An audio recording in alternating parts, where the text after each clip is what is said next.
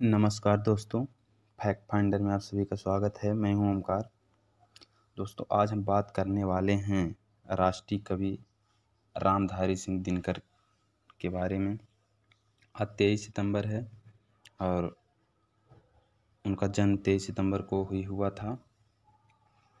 वीर रस के कवि हैं दोस्तों। बहुत ही ज़्यादा तीखापन और ओजपन इनकी कविताओं में मिलता है।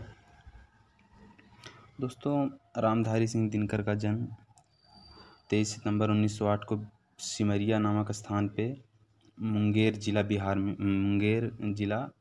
में हुआ। दोस्तों, ये सामान्य किसान परिवार में जन्मे थे। भूमिहार फैमिली से थे। इनके पिता रवि सिंह तथा माता मनरूप देवी। रामधारी सिंह दिनकर एक ओजस्वी राष्ट्रभक्ति से ओतप्रोत कवि के रूप में जाने जाते थे। उनकी कविताओं में छायावाद युग का प्रभाव होने के कारण श्रृंगार के भी प्रमाण मिलते हैं। दोस्तों, दिनकर एक साधारण किसान के घर में पैदा हुए, जैसा कि मैंने बताया, और जब वो 2 वर्ष के थे तभी उनके पिताजी का देहावसान हो गया। अब दोस्तों, इतनी कम उम्र में पिता का देहावसान होना, जाहिर सी बात है कि घर में गरीबी आ गई। पढ़ने के लिए पैसे नहीं होते थे, तो इनकी माताजी ने काफ़ी सरवाइव किया, इनको पढ़ाया लिखाया। और इनकी प्रारंभिक शिक्षा पहले तो गांव में एक विद्वान पंडित जी हुआ करते थे, उनके पास हुई। इसके बाद इनकी आगे की पढ़ाई गांव के ही बोरो नामक राष्ट्रीय मिडिल स्कूल में, जो सरकारी शिक्षा व्यवस्था के खिलाफ खोला गया था, वहाँ पे हुई। दोस्तों, ये जो इनका स्कूल था नदी के उस पार था। ये पढ़ने जाते थे, नाव से जाते थे। दोस्तों, अब इनका स्कूल होता था 4 बजे तक। ये इनको चूँकि नाव से आना रहता था, तो ये पूरी क्लास अटेंड नहीं कर पाते थे। स्कूल से जल्दी भागना पड़ता था। काफ़ी कठिनाइयों का सामना करना पड़ा। कहते हैं कि इनके पास जूते खरीदने के लिए पैसे नहीं होते थे। दोस्तों, एक बात बता दूं कि ये 6 फीट के अच्छे गोरे चिट्ठे देख के लगता था कि हाँ, कोई व्यक्तित्व है। तो ऐसा इनका जीवन रहा। इन्होंने आगे की पढ़ाई मोगामा घाट स्कूल से प्राप्त की। इसी बीच इनका विवाह भी हो गया। एक पुत्र के पिता बन चुके थे। 1928 में मैट्रिक के बाद दिनकर ने पटना विश्वविद्यालय में 1932 में इतिहास बी ऑनर्स किया। दोस्तों, इनकी कविताओं में ओजपन का एक कारण था कि ये समाज की बुराइयों को देख नहीं पाते थे। इनमें उत्तेजना रहती थी कि हम किस प्रकार से समाज की बुराइयों को, समाज में लोगों के साथ हो रहे अत्याचार को कैसे दुनिया के पटल के सामने रखें। दोस्तों, पढ़ने में काफ़ी अच्छे थे। ये इनकी रुचि हिंदी, इतिहास, बंगाली आदि सब्जेक्ट में रहती थी, लेकिन दोस्तों हिंदी में काफ़ी अच्छे थे।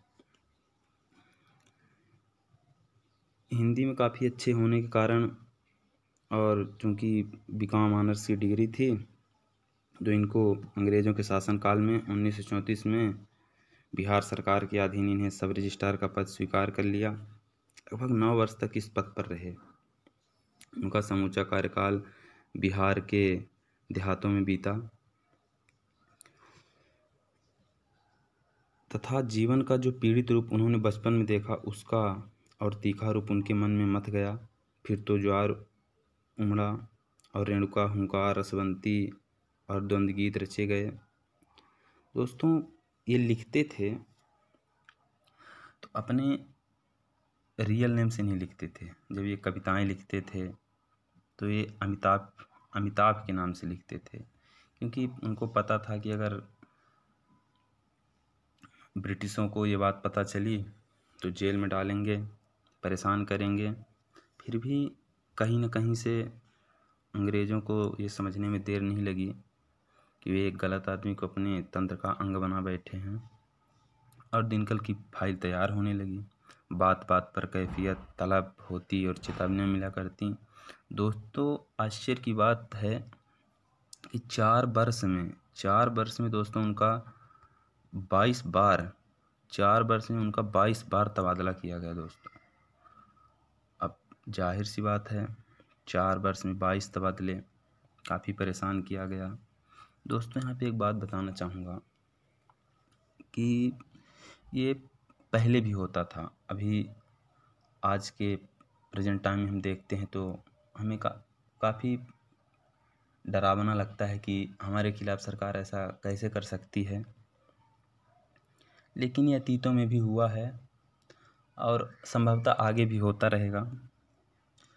आप अशोक खेमका जी के बारे में सुने होंगे, एक IAS ऑफिसर हैं। उन्होंने अपने कार्यकाल में 54 तबादले झेले हैं। तो मेरे कहने का मतलब ये है दोस्तों कि इससे परेशान नहीं होना है। वो एक कहावत है कि सत्य की हमेशा जीत होती है, तो हमें इससे परेशान नहीं होना है। इनका तबादला किया गया उस समय पर।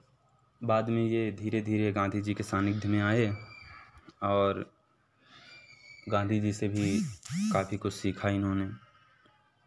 पर गांधी जी से ज़्यादा प्रभावित, मतलब ज़्यादा गांधीज़म इनके अंदर नहीं था, क्योंकि इनकी ये अपनी कविताओं में क्रांतिकारी बनाते थे, लोगों के अंदर गुस्सा पैदा करते थे कि हमें लड़ना है समाज, मतलब हमें लड़ना है इनके खिलाफ, अत्याचारियों के खिलाफ, हमें अपनी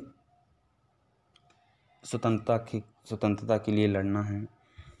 मतलब तो काफ़ी तेजस्वी थे, इसीलिए कहा जाता है गांधी जी से ज़्यादा प्रभावित नहीं। लेकिन गांधी जी से इन्होंने काफ़ी कुछ सीखा।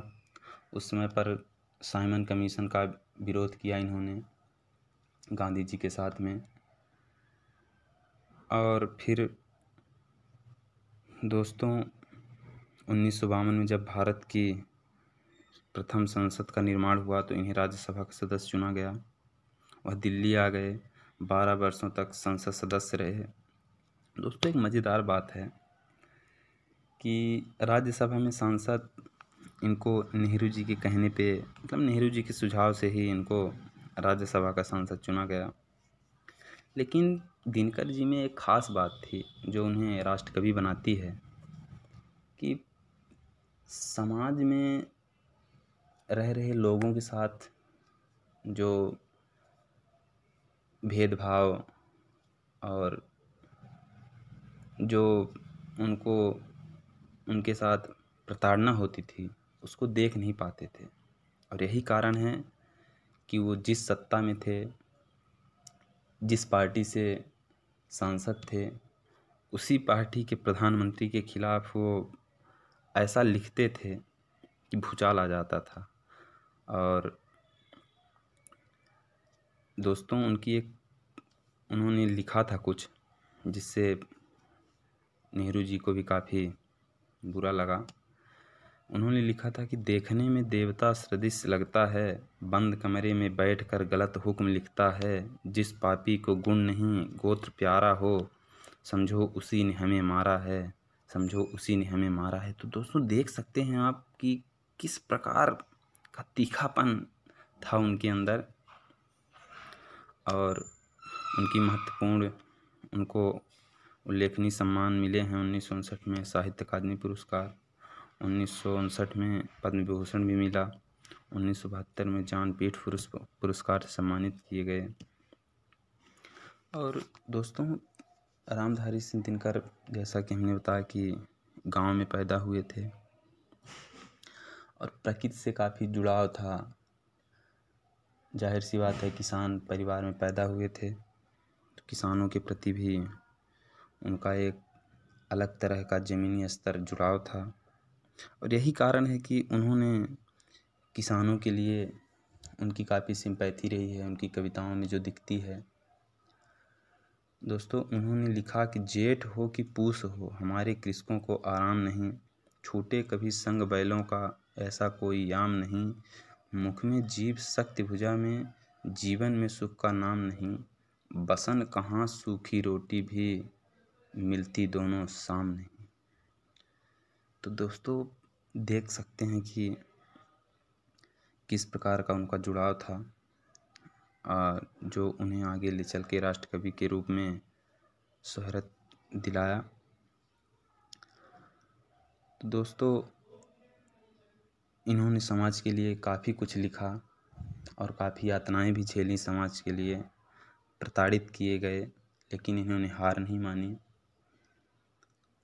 और ऐसे सच्चे वीर सपूत माँ भारती के लाल थे हमारे राष्ट्र कवि रामधारी सिंह दिनकर जी। इनकी मृत्यु 24 अप्रैल 1974 को चेन्नई में हुई। तो ये थी दोस्तों संक्षिप्त में हमारे राष्ट्र कवि रामधारी सिंह दिनकर की जीवनी।